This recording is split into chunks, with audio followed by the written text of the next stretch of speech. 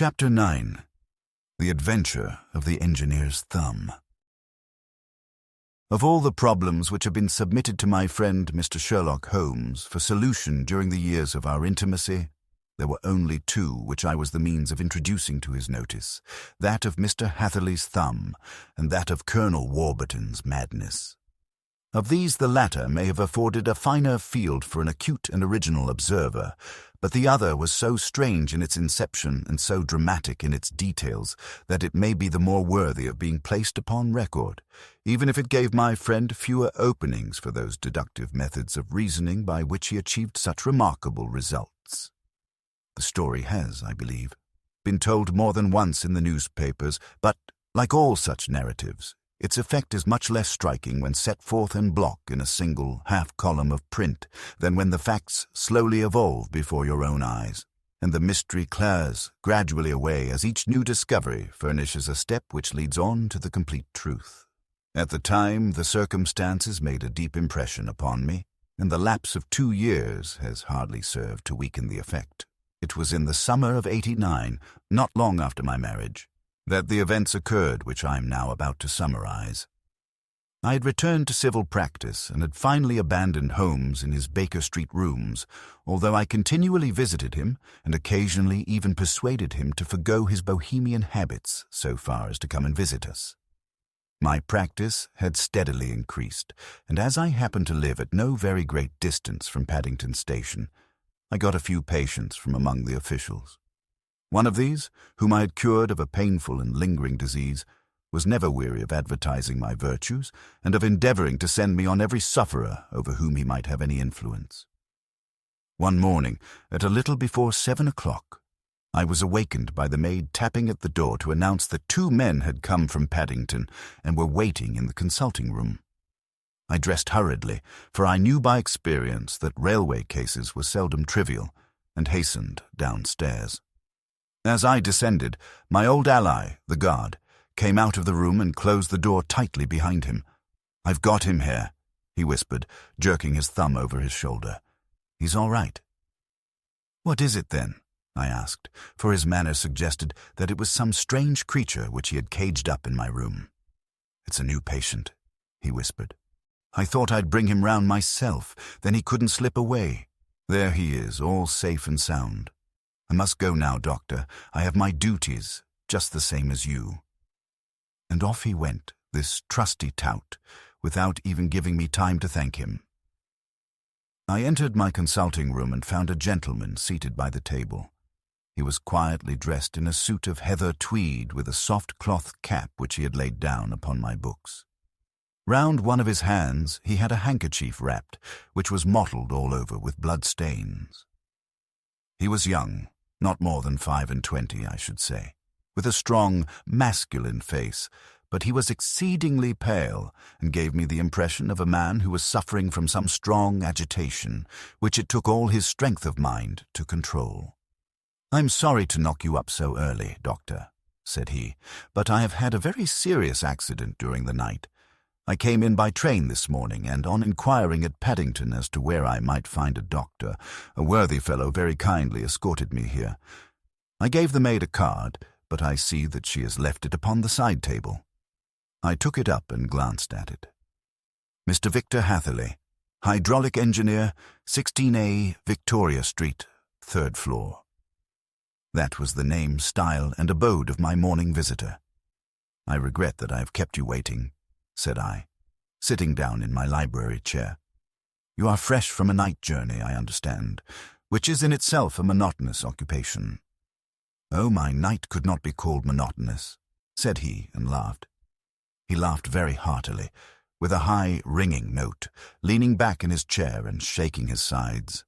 All my medical instincts rose up against that laugh. "Stop it," I cried. "Pull yourself together." And I poured out some water from a carafe. It was useless, however. He was off in one of those hysterical outbursts which come upon a strong nature when some great crisis is over and gone. Presently he came to himself once more, very weary and pale-looking. "I have been making a fool of myself," he gasped. "Not at all. Drink this." I dashed some brandy into the water, and the color began to come back to his bloodless cheeks. "That's better," said he. "And now, doctor, perhaps you would kindly attend to my thumb, or rather to the place where my thumb used to be." He unwound the handkerchief and held out his hand. It gave even my hardened nerves a shudder to look at it.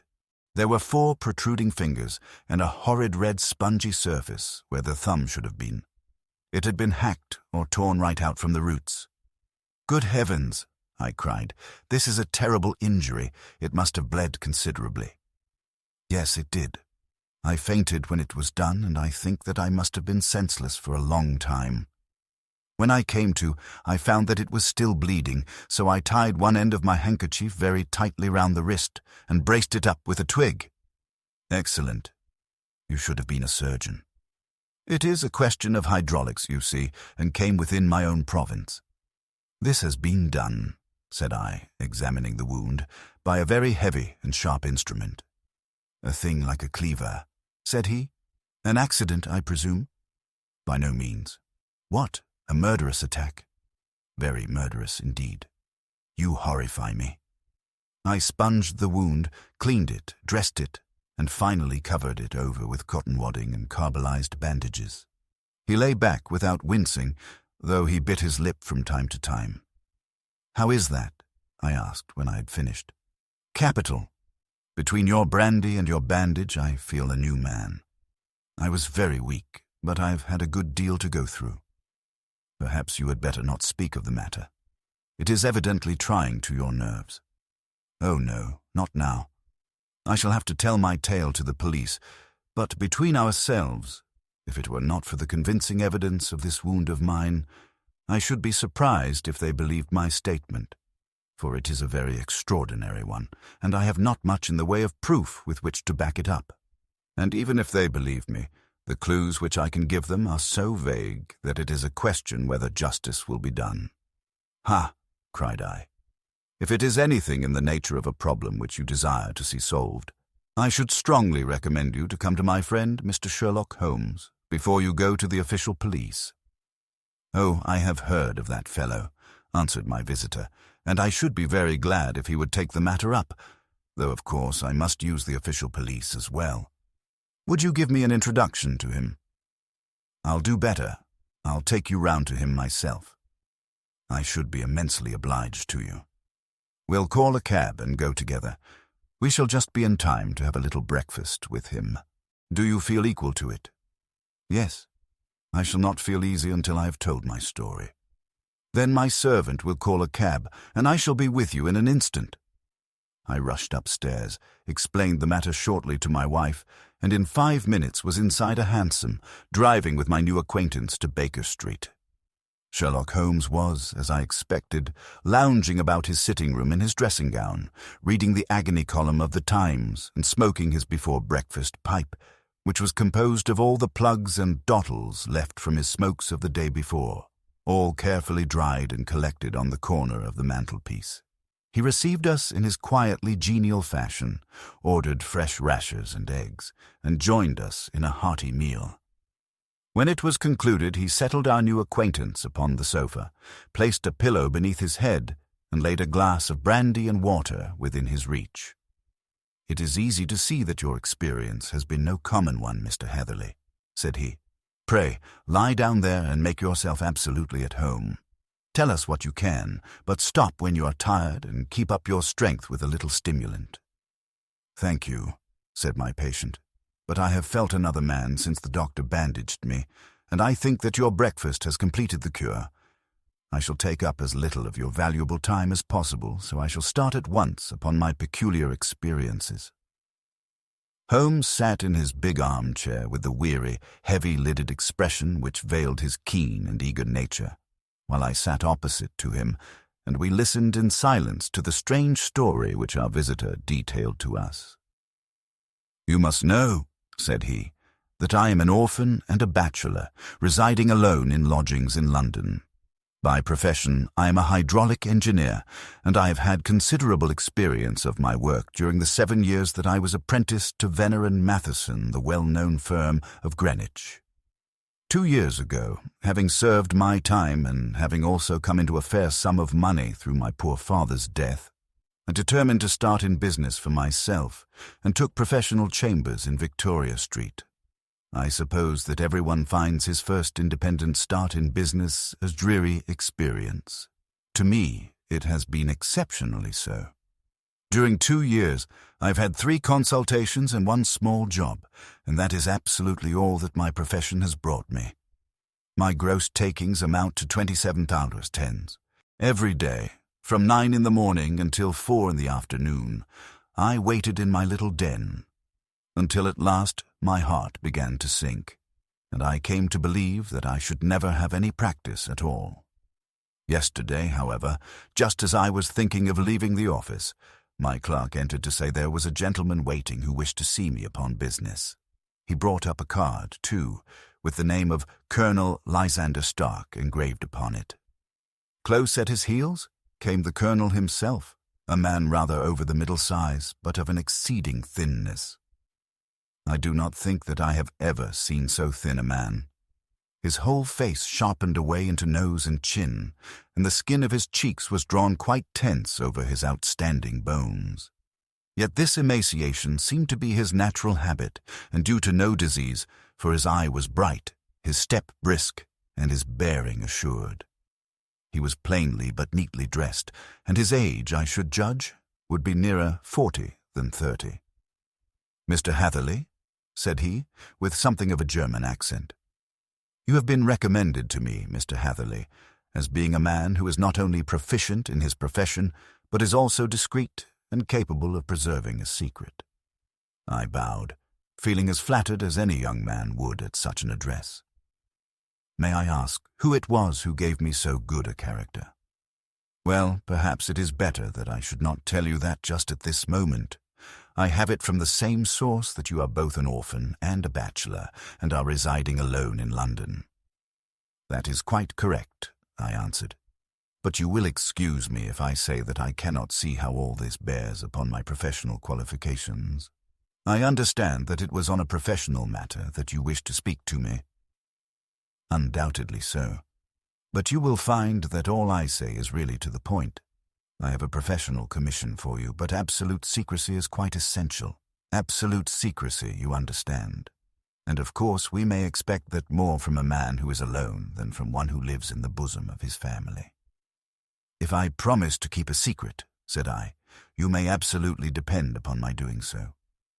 He looked very hard at me as I spoke, and it seemed to me that I had never seen so suspicious and questioning an eye. "Do you promise, then?" said he at last. "Yes, I promise." "Absolute and complete silence before, during, and after. No reference to the matter at all, either in word or writing." "I have already given you my word." "Very good." He suddenly sprang up, and darting like lightning across the room, he flung open the door. The passage outside was empty. "That's all right," said he, coming back. "I know that clerks are sometimes curious as to their master's affairs. Now we can talk in safety." He drew up his chair very close to mine and began to stare at me again with the same questioning and thoughtful look. A feeling of repulsion and of something akin to fear had begun to rise within me at the strange antics of this fleshless man. Even my dread of losing a client could not restrain me from showing my impatience. "I beg that you will state your business, sir," said I. "My time is of value." Heaven forgive me for that last sentence, but the words came to my lips. "How would 50 guineas for a night's work suit you?" he asked. "Most admirably." "I say a night's work, but an hour's would be nearer the mark. I simply want your opinion about a hydraulic stamping machine which has got out of gear. If you show us what is wrong, we shall soon set it right ourselves. What do you think of such a commission as that? The work appears to be light and the pay munificent." "Precisely so. We shall want you to come tonight by the last train." "Where to?" "To Eyford, in Berkshire. It is a little place near the borders of Oxfordshire, and within 7 miles of Reading. There is a train from Paddington which would bring you there at about 11:15. "Very good. I shall come down in a carriage to meet you." "There is a drive, then?" Yes, our little place is quite out in the country. It is a good 7 miles from Ayford Station. Then we can hardly get there before midnight. I suppose there would be no chance of a train back. I should be compelled to stop the night. Yes, we could easily give you a shakedown. That is very awkward. Could I not come at some more convenient hour? We have judged it best that you should come late. It is to recompense you for any inconvenience that we are paying to you, a young and unknown man, a fee which would buy an opinion from the very heads of your profession. Still, of course, if you would like to draw out of the business, there is plenty of time to do so. I thought of the 50 guineas, and of how very useful they would be to me. Not at all, said I. I shall be very happy to accommodate myself to your wishes. I should like, however, to understand a little more clearly what it is that you wish me to do. Quite so. It is very natural that the pledge of secrecy which we have exacted from you should have aroused your curiosity. I have no wish to commit you to anything without your having it all laid before you. I suppose that we are absolutely safe from eavesdroppers? Entirely. Then the matter stands thus. You are probably aware that Fuller's earth is a valuable product, and that it is only found in 1 or 2 places in England. I have heard so. Some little time ago I bought a small place, a very small place, within 10 miles of Reading. I was fortunate enough to discover that there was a deposit of Fuller's earth in one of my fields. On examining it, however, I found that this deposit was a comparatively small one, and that it formed a link between 2 very much larger ones upon the right and left, both of them, however, in the grounds of my neighbours.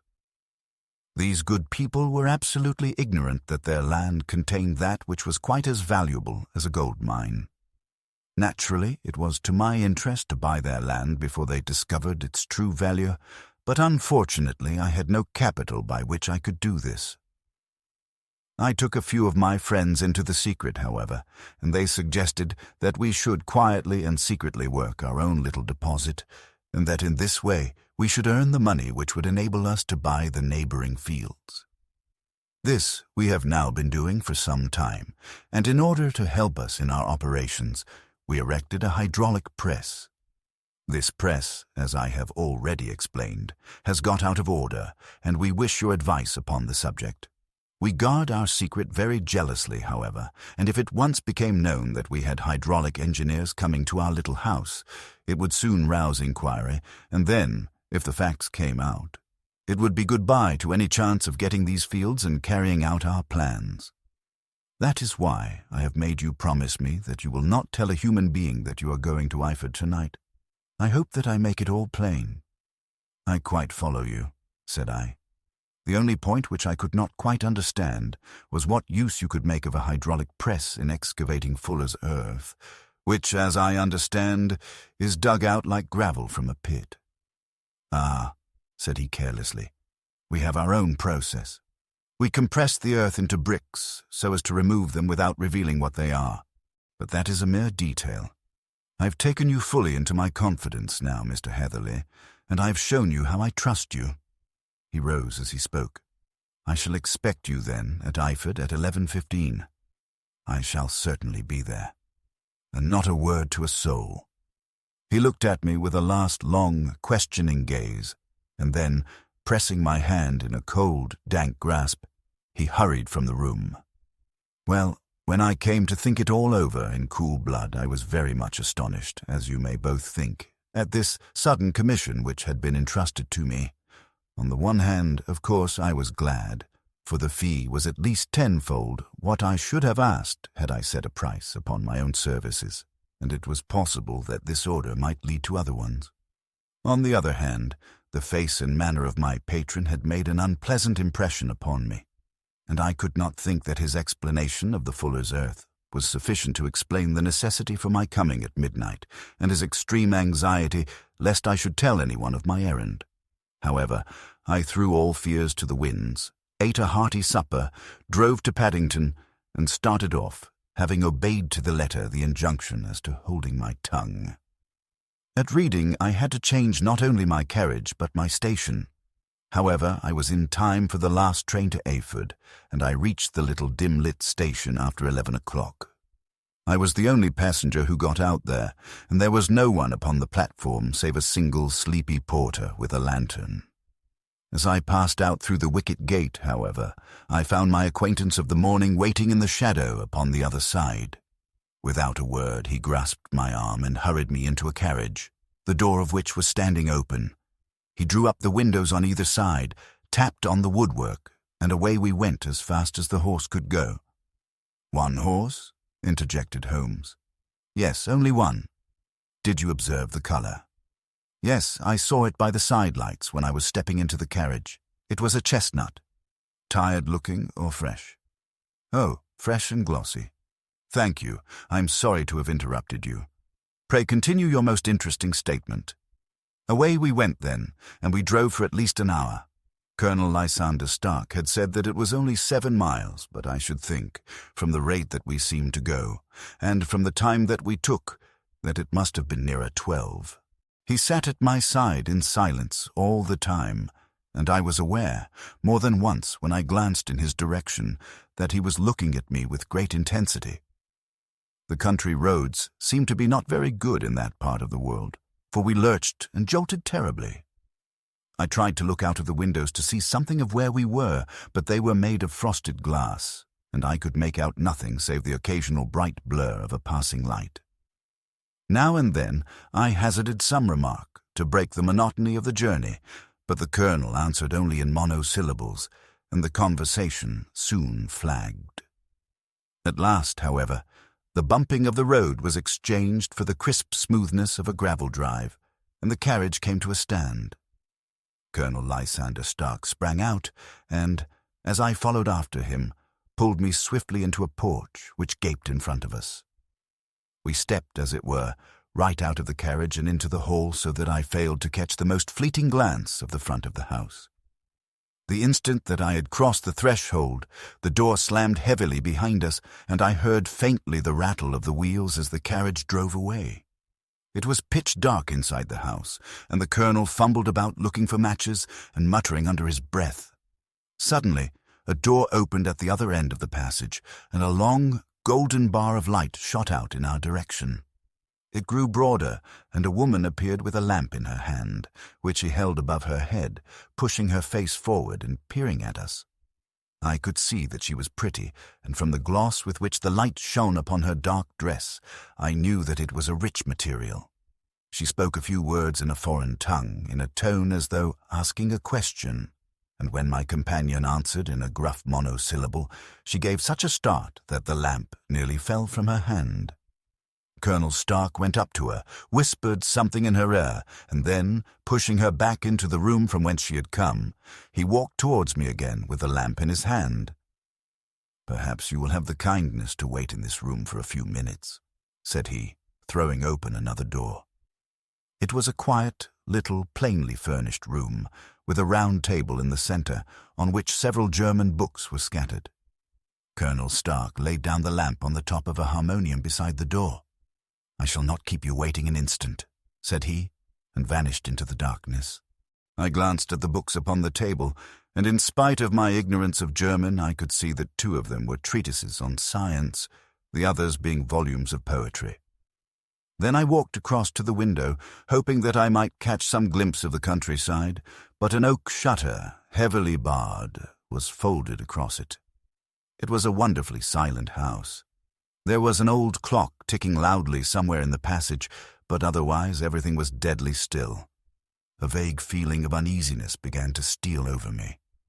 Who were these German people, and what were they doing living in this strange, out-of-the-way place? And where was the place? I was 10 miles or so from Eyford. That was all I knew, but whether north, south, east, or west, I had no idea.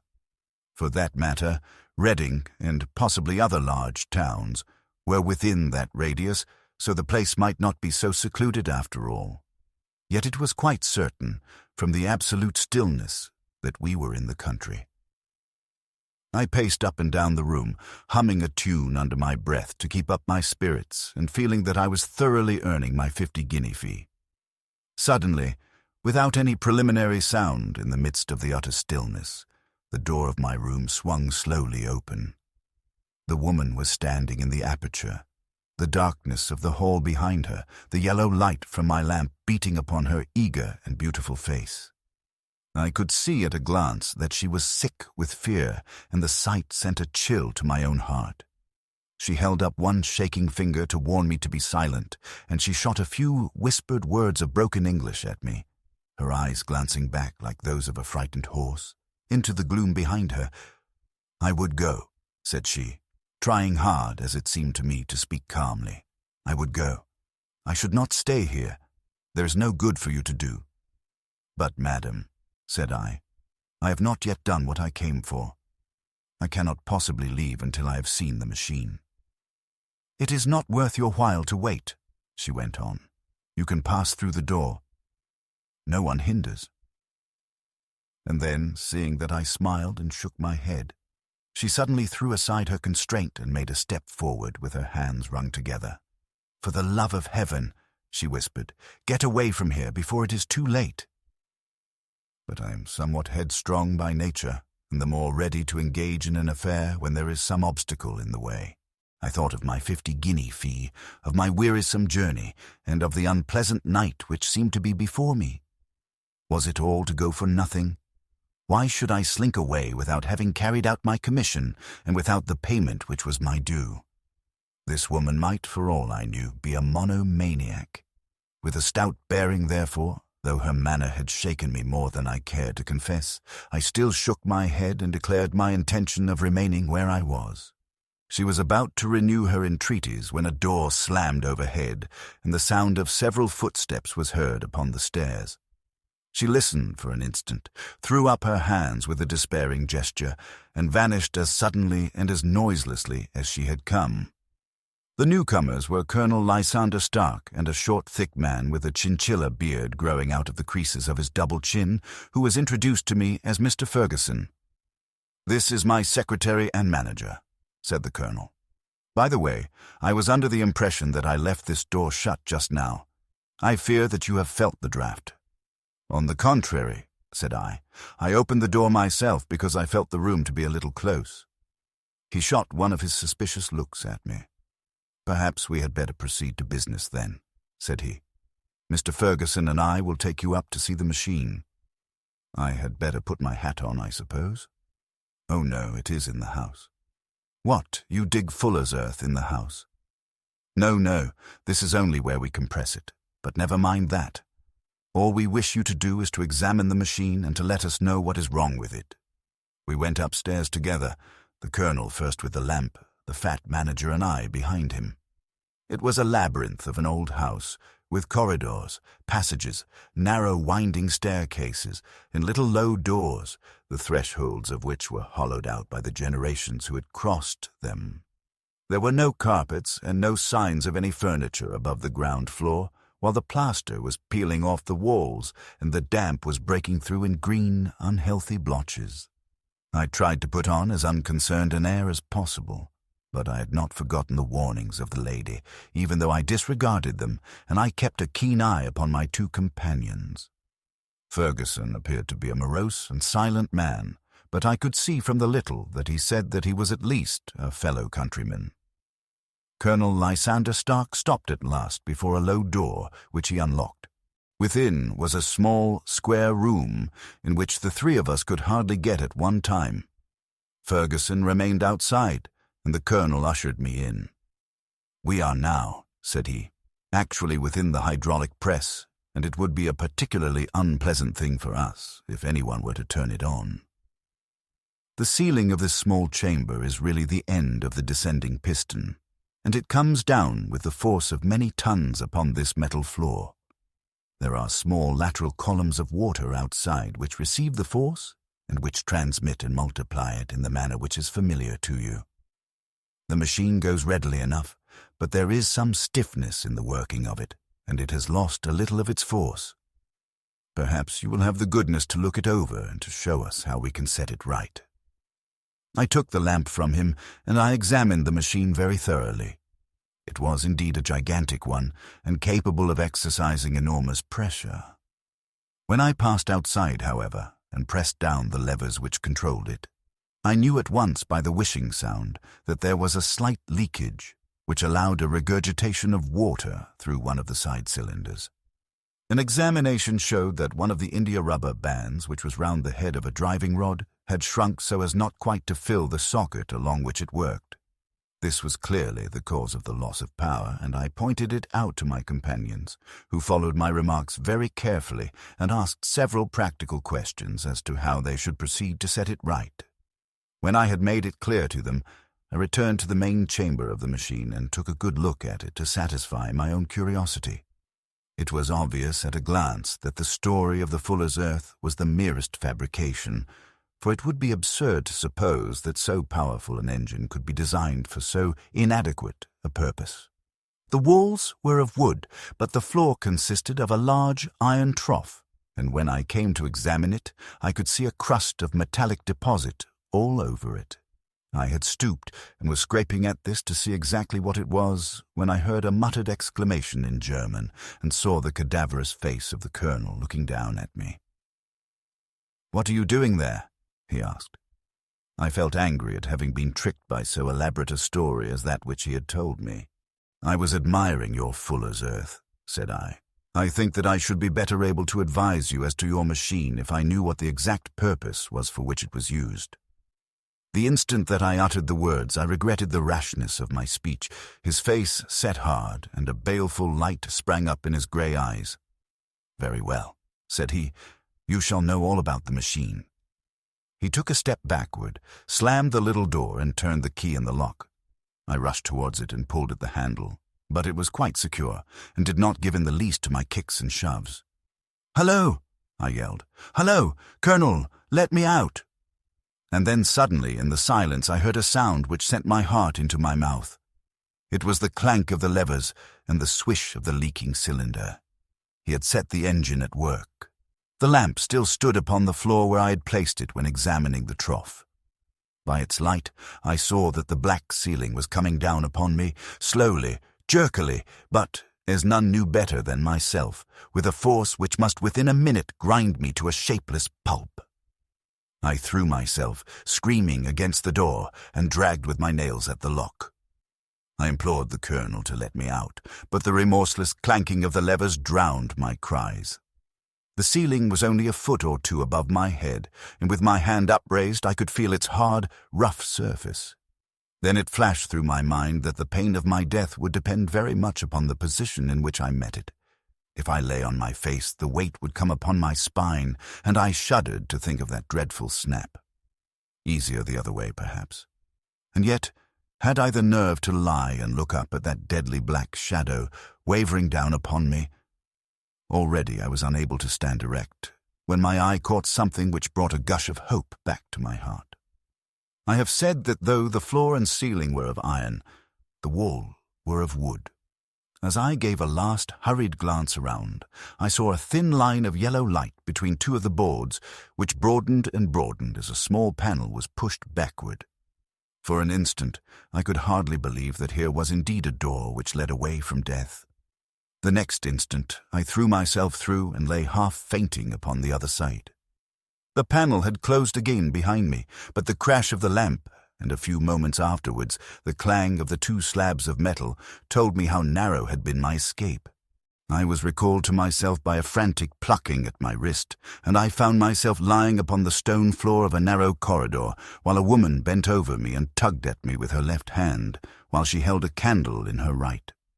It was the same good friend whose warning I had so foolishly rejected. "Come, come," she cried breathlessly. "They will be here in a moment. They will see that you are not there.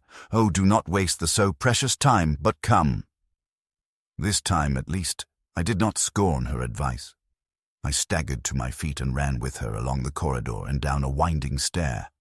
The latter led to another broad passage, and just as we reached it we heard the sound of running feet and the shouting of two voices, one answering the other from the floor on which we were and from the one beneath. My guide stopped and looked about her like one who is at her wit's end. Then she threw open a door which led into a bedroom, through the window of which the moon was shining brightly. "It is your only chance," said she. "It is high, but it may be that you can jump it." As she spoke, a light sprang into view at the further end of the passage, and I saw the lean figure of Colonel Lysander Stark rushing forward with a lantern in one hand and a weapon like a butcher's cleaver in the other. I rushed across the bedroom, flung open the window and looked out. How quiet and sweet and wholesome the garden looked in the moonlight, and it could not be more than 30 feet down. I clambered out upon the sill, but I hesitated to jump until I should have heard what passed between my saviour and the ruffian who pursued me. If she were ill-used, then at any risks I was determined to go back to her assistance. The thought had hardly flashed through my mind before he was at the door, pushing his way past her, but she threw her arms round him and tried to hold him back. "Fritz! Fritz!" she cried in English. "Remember your promise after the last time. You said it should not be again. He will be silent. Oh, he will be silent." "You are mad, Elise," he shouted, struggling to break away from her. "You will be the ruin of us. He has seen too much. Let me pass, I say." He dashed her to one side and, rushing to the window, cut at me with his heavy weapon. I'd let myself go and was hanging by the hands to the sill when his blow fell. I was conscious of a dull pain. My grip loosened, and I fell into the garden below. I was shaken, but not hurt by the fall, so I picked myself up and rushed off among the bushes as hard as I could run, for I understood that I was far from being out of danger yet. Suddenly, however, as I ran, a deadly dizziness and sickness came over me. I glanced down at my hand, which was throbbing painfully, and then, for the first time, saw that my thumb had been cut off and that the blood was pouring from my wound. I endeavoured to tie my handkerchief round it, but there came a sudden buzzing in my ears, and next moment I fell in a dead faint among the rose bushes. How long I remained unconscious I cannot tell. It must have been a very long time, for the moon had sunk and a bright morning was breaking when I came to myself. My clothes were all sodden with dew, and my coat sleeve was drenched with blood from my wounded thumb.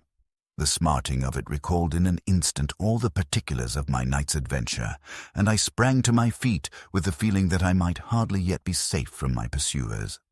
But to my astonishment, when I came to look round me, neither house nor garden were to be seen.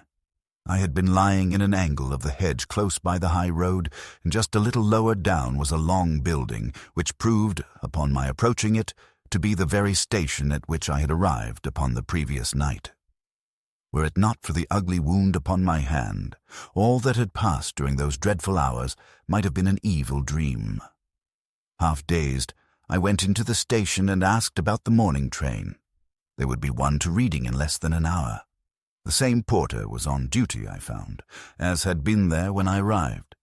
I inquired of him whether he had ever heard of Colonel Lysander Stark. The name was strange to him.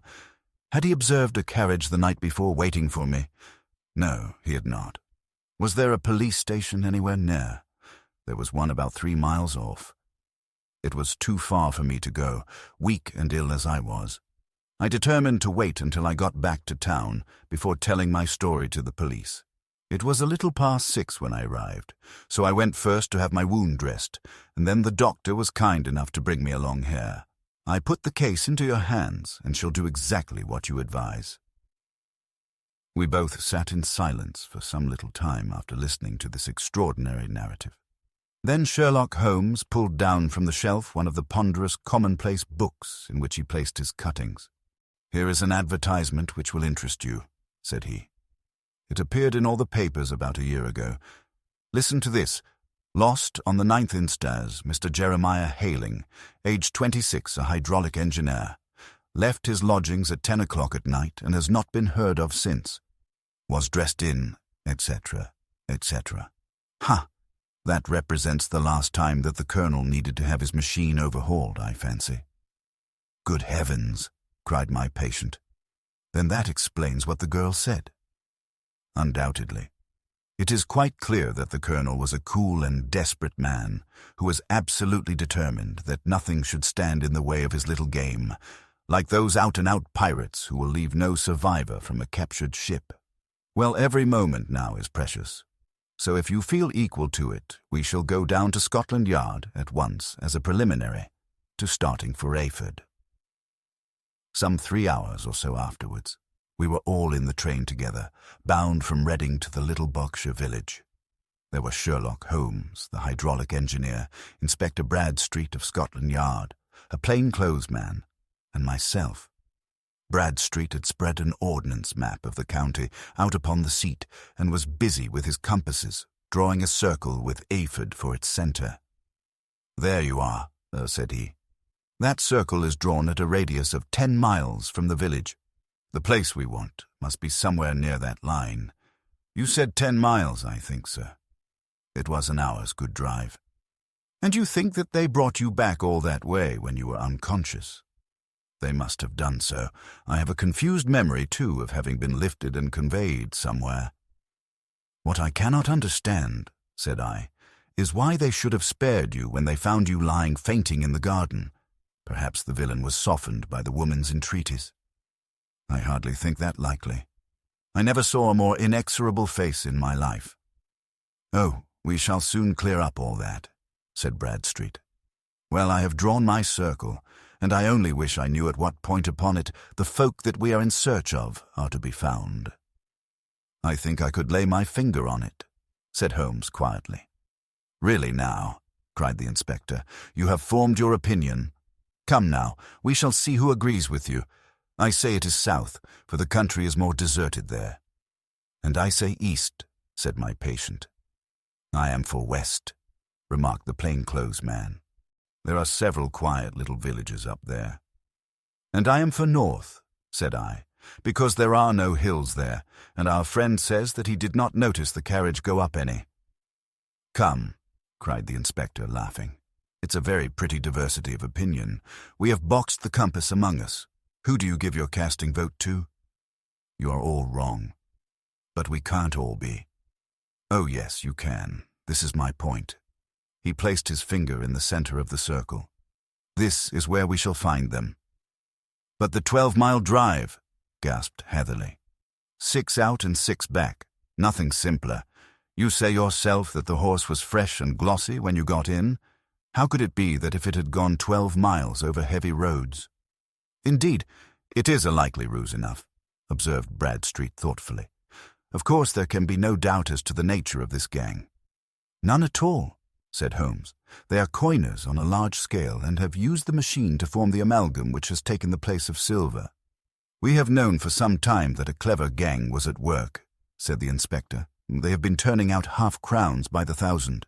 We even traced them as far as Reading, but could get no farther, for they had covered their traces in a way that showed that they were very old hands. But now, thanks to this lucky chance, I think that we have got them right enough." But the inspector was mistaken, for those criminals were not destined to fall into the hands of justice. As we rolled into Aphid Station, we saw a gigantic column of smoke which streamed up from behind a small clump of trees in the neighborhood and hung like an immense ostrich feather over the landscape. "A house on fire?" asked Bradstreet as the train steamed off again on its way. "Yes, sir," said the station master. "When did it break out?" "I hear that it was during the night, sir, but it has got worse, and the whole place is in a blaze." "Whose house is it?" "Dr. Bescher's." "Tell me," broke in the engineer, "is Dr. Bescher a German, very thin, with a long, sharp nose?" The station master laughed heartily. "No, sir, Dr. Bescher is an Englishman, and there isn't a man in the parish who has a better lined waistcoat. But he has a gentleman staying with him, a patient, as I understand, who is a foreigner, and he looks as if a little good Berkshire beef would do him no harm." The station master had not finished his speech before we were all hastening in the direction of the fire. The road topped a low hill, and there was a great widespread whitewashed building in front of us, spouting fire at every chink and window, while in the garden in front 3 fire engines were vainly striving to keep the flames under. "That's it," cried Hatherley, in intense excitement. "There is the gravel drive, and there are the rose bushes where I lay. That second window is the one that I jumped from." "Well, at least," said Holmes, "you have had your revenge upon them. There can be no question that it was your oil lamp which, when it was crushed in the press, set fire to the wooden walls, though no doubt they were too excited in the chase after you to observe it at the time." Now keep your eyes open in this crowd for your friends of last night, though I very much fear that they are a good 100 miles off by now." And Holmes's fears came to be realized, for from that day to this no word has ever been heard either of the beautiful woman, the sinister German, or the morose Englishman. Early that morning a peasant had met a cart containing several people and some very bulky boxes driving rapidly in the direction of Reading, but all traces of the fugitives disappeared, and even Holmes's ingenuity failed ever to discover the least clue as to their whereabouts. The firemen had been much perturbed at the strange arrangements which they had found within, and still more so by discovering a newly severed human thumb upon a window-sill of the second floor. About sunset, however, their efforts were at last successful, and they subdued the flames, but not before the roof had fallen in, and the whole place been reduced to such absolute ruin that, save some twisted cylinders and iron piping, not a trace remained of the machinery which had cost our unfortunate acquaintance so dearly. Large masses of nickel and of tin were discovered stored in an outhouse, but no coins were to be found, which may have explained the presence of those bulky boxes which have been already referred to. How our hydraulic engineer had been conveyed from the garden to the spot where he recovered his senses might have remained forever, a mystery, were it not for the soft mould which told us a very plain tale. He had evidently been carried down by two persons, one of whom had remarkably small feet and the other unusually large ones. On the whole, it was most probable that the silent Englishman, being less bold or less murderous than his companion, had assisted the woman to bear the unconscious man out of the way of danger. "Well," said our engineer ruefully as we took our seats to return once more to London, "it has been a pretty business for me. I've lost my thumb and I've lost a 50-guinea fee, and what have I gained?" "Experience," said Holmes, laughing. "Indirectly it may be of value, you know. You have only to put it into words to gain the reputation of being excellent company for the remainder of your existence."